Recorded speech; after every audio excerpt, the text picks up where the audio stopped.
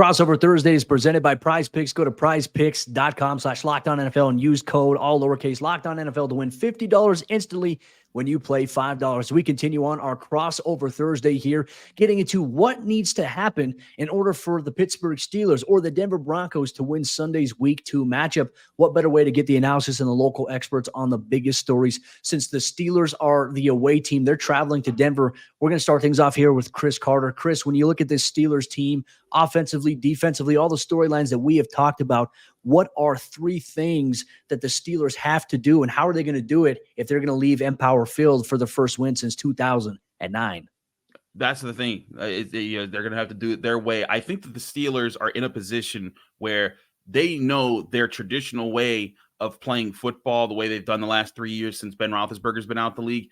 That is a way that they can go about playing. They did it last week against the Falcons. I think they're going to try to do the same exact thing in this game. So my first key is playing the way to limit Bo Nix from getting anything started. Don't give him anything easy, any big plays, no busted coverages deep. Your job this week is to make him, if he's going to score on you, he's going to dink and dunk all his way around the field and have to hit you with a lot of small shots here and there to force him to have to make 10, 12 really good decisions before he gets a touchdown. And if he does that, kudos to him. But like you were talking about, the Steelers pass rush, their secondary has been really good. Their linebackers have been more involved in coverage this year. You give yourselves more chances to create a turnover when you force him to have to be like that as a rookie, especially when he was still trying to figure things out last week. Don't let him get his confidence. That's step number one. Step number two, I really think a lot of this comes down to, can the Steelers offense just do what it did last week and stay ahead of the sticks? I know they didn't get a touchdown and everyone saw, wow, 6 field goals. They're not going to win too many games like that. But I think that they'll eventually start to finish drives. But the big thing that I saw last week, Cody, was they were able to possess the football. They're in week 1, they were 4th in time of possession. They were 20th last year or something like that. And that was a complete turnaround after Matt Canada got fired. And so what you're talking about, Arthur Smith, and the differences there's one there. They're possessing the football. That means Justin Fields has to win third downs. They got to give Justin Fields third and shorts, 3rd and 5 or less, to allow them to have the threat of running the ball as well as passing the ball. And I think that'll be a big key there. But my last key here is also back on the defense. You let no run game emerge. You were talking about the struggles with Javonte Williams and the offensive line there. You cannot let this be a day where all of a sudden they crack open a few big plays and it makes life easier in Bo Nix. Make the rookie quarterback have to live in 3rd and 8, 3rd and 9, 3rd and 7, or longer, anywhere from there on back, and force him to have to stand back in the pocket, wait for his routes to develop because they're further down the field, and attack, and give TJ Watt, Alex Highsmith, Cam Hayward, you name that Steelers defensive pass rusher, give them maybe a 4 or 5 second chance to go in and get the quarterback and fluster the rookie. Those are my 3 keys. Cody, what are you looking at? Oh, I tell you, that's a tough task there. You naming what the Steelers have to do. I look at it from the Broncos' perspective. I'm like, if the Steelers do that, it's going to be a very, very difficult game for the Broncos. And I think the overall perspective, a lot of the fans don't have a lot of belief this week in the offense, especially because they're playing that Steelers defense. In that, I think the first thing too, it's kind of a counter to one of your keys. First key here for the Broncos offensively, you have to find a way to run the ball. Look, I think if you have a close game early on, or let's say you have a tie game. Let's say this is a field goal game, kind of how it was a little bit last week, except Denver had a couple of safeties that, they're able to get some points off of. Don't abandon the run game. I think so much of it is Denver put themselves in situations where they were passing short on first down, or they were throwing behind the sticks on first down. And then the Seahawks defense did a great job of rallying and tackling. Okay, now you face a 2nd and 12, 2nd and 11. Well, okay, you can't get anything there. Now you're facing a 3rd and 9. Well, everyone knows you're going to throw the ball now. Denver had too many one-sided plays go against them in terms of negative production, or even 1 to 2 yards there. If you can get the run game going, you allow Bo to not have the pressure on his shoulders to say, okay, I've got to press here to try to make a play happen.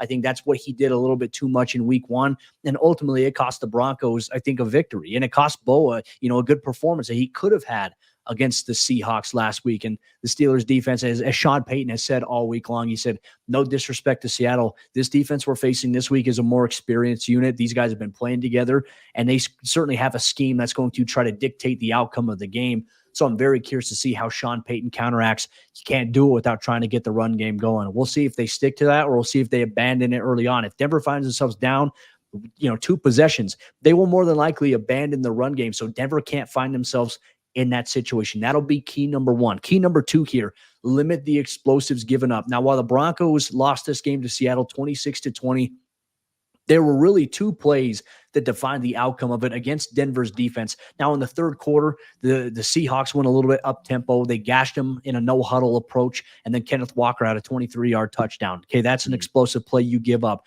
There's that. Geno Smith earlier in the game had a 34-yard touchdown run because Denver sent an all-out pressure. It was beautifully sent, beautifully timed, but then there was one guy just off by half a yard. Geno Smith took it, and he ran for 34 yards. Justin Fields is a lot faster than Geno Smith, so you can't have those type of breakdowns where Fields can step up in between, in the pocket when it kind of creates a little bit of an opening. He can get to the second level and take it. We've seen Fields rush for over 100 yards from a quarterback standpoint in Chicago. You don't think he can't do it with the Pittsburgh Steelers. That will be a challenge. And also just accounting for the tailbacks, another explosive. Zach Charbonnet wide open on a running back wheel route. Seemed like a miscommunication defensively, but limit the explosives here by the Steelers offense, who do have some explosive players, albeit that they are young, but they still have the capability of breaking off a big play, and that could suck the wind out of your sails early on. That is key number 2. The third and final key here, Bo Nix. He has to play better, and the offense needs to be ahead of the sticks in a lot of the situations. You couldn't ask for a tougher test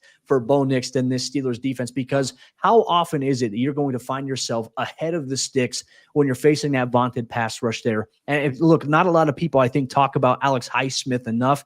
He's evolved over the last couple of years to be a very, very good pass rusher opposite of Watt there. And you mentioned a fully healthy Cam Hayward. This is a tough challenge. And look, if Bo can play better, if he can rise to the occasion, it's going to change a lot of the opinions that fans had on him following week 1. It doesn't get any better than the opportunity and the challenge of the Steelers defense, but at the same time, it could also dig in a little bit of a deeper hole. So Bo, for the third and final key, he has to play better, and the offensive unit around him has to help him out in some way, shape, or form. I think there's a lot of similarities between how these teams need to win this football game. I think it's what happens when you got young quarterbacks that you're trying to protect, young offensive lines that you're trying to still put together. I do think this could come down to those explosive plays. Which team can get some of those to make life easier for their offense, and that could be. I think that's going to be maybe the story of the game. Is if Bo Nix gets that, it changes everything, and it gives them a chance. It gives them a chance to put the Steelers' offense in desperation mode. But that might be the ultimate key here. Is Cody get one of these offenses into desperation mode? If one of these teams gets a 14-point lead at some point in this game, the other is going to be pressed to step outside of itself and do things that could be dangerous and lead to even more mistakes. Yeah, 100%. And look, in this game, I know the lines have moved a little bit. Initially, the Steelers were 3-point road favorites against Denver. That line is now shifted to our friends over there at FanDuel Sportsbook to 2.5 road favorites here against the Broncos, where the over-under is set at 36.5, where it feels like the under might be very appeasing in this game here. We'll see how it all goes.